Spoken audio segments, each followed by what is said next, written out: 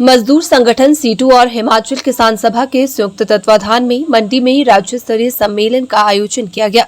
सम्मेलन में आए वक्ताओं ने कहा कि केंद्र की मोदी सरकार ने किसानों के लंबे आंदोलन के बाद काले कृषि कानून वापस ले लिए थे और न्यूनतम समर्थन मूल्य की गारंटी कानूनी तौर पर करने का वादा किया था, लेकिन अभी तक इस बारे में सरकार ने कोई निर्णय नहीं लिया है। सरकार की इन किसान विरोधी नीतियों के कारण हिमाचल प्रदेश में बागवानी और कृषि क्षेत्र में लगे बागवान भारी आर्थिक संकट से गुजर रहे हैं। मजदूरों के लिए भी ऐसे ही 4 श्रम कोड बना दिए गए हैं, जिसके खिलाफ मजदूरों और किसानों के संगठनों ने 5 अप्रैल को दिल्ली में संसद भवन तक मार्च निकालने का निर्णय लिया है।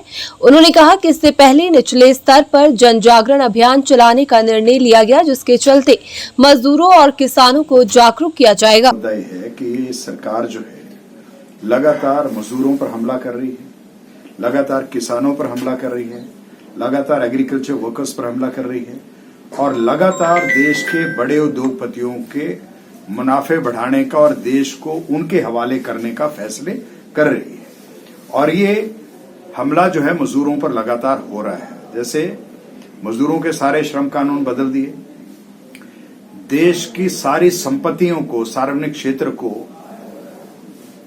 बैंकों को, रेलवे को, बीमा को, कोयला खदानों को, सारे नवरत्न कंपनियों को, तेल की कंपनियों को, पूरे रेलवे मार्गों को, जो नेशनल हाईवेज हैं, उनको बेचने का पूरा सरकार ने फैसला कर लिया है। और ऐसा लगता है कि सरकार जो है आने वाले समय के अंदर अदानी अंबानी को ही पूरे देश को सौंपने जा रही है कि तुम ही रूल करो, तुम ही सरकार चलाओ, तुम ही देश को चलाओ और मजदूरों पर हमला करते रहो, किसानों पर हमला करते रहो। ये हमें मंजूर नहीं है। आज किसान ये चाहता है कि उसका कर्जे माफ हो। सरकार क्या कर रही है? 12 लाख करोड़ से ज्यादा कर्जे माफ कर दिए बड़े बड़े उद्योगपतियों से। अदानी नंबर 1 है, अंबानी भी है, दूसरे लोग भी हैं। और किसानों पर हमला जारी है। खाद की कीमत बढ़ रही है, उनका जो लागत है वो बढ़ रहा है, उनको जो उसका समर्थन मूल्य वो नहीं मिलता है, मंडियों का व्यवस्था नहीं है, लोग लुट रहे हैं, आत्महत्या कर रहे हैं, लोग किसान आत्महत्या कर रहे हैं, मजदूर आत्महत्या कर रहे हैं। सारी जगह ठेका सिस्टम कर दिया, पेंशनें खत्म कर दी, आउटसोर्स सिस्टम लागू कर दिया, देश का सोशल सिक्योरिटी जो मजदूरों को था, आम जनता को था, खत्म कर दिया। लोग मांग रहे हैं हमारे पेंशन का इंतजाम करो, पर वो पेंशन का इंतजाम कर रहे हैं एमएलए और मंत्रियों के लिए, सांसदों के लिए, लोगों के लिए नहीं कर रहे। हम चाह रहे हैं कि आप श्रम कानूनों में जो है मजदूरों के पक्ष में लाओ। वहां हड़ताल का कानून जो है उसको खत्म करने की तैयारी है, यूनियन ना बनाने के लिए वो कानून ला रहे हैं। ईपीएफ को लेकर वो सारे मजदूरों के खिलाफ कानून ला रहे हैं, ईएसआई को लेकर ला रहे हैं। सारे देश में जो है इस तरह का सिस्टम कर दिया, सरकार सारी संस्थाओं पर हमला कर रही है। पूरे देश के अंदर जिस तरह से नरेंद्र मोदी की सरकार ने जो नीतियां लागू कर दी है और बड़ी तेजी से, जिससे सबसे बुरा असर इस प्रदेश के, देश के किसानों के ऊपर, मजदूरों के ऊपर, नौजवानों के ऊपर और आम जनता के ऊपर पड़ा है।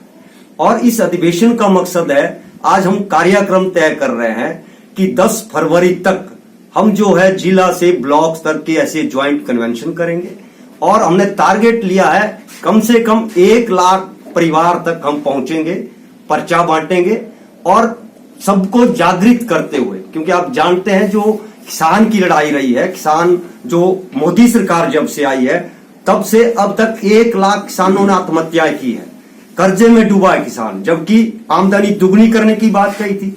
आज किसान आप देख रहे हैं पूरे देश के स्तर पे हर राज्यों के खाद के लिए तरस रहा है। हिमाचल प्रदेश के अंदर भी उपस्थितियां हैं।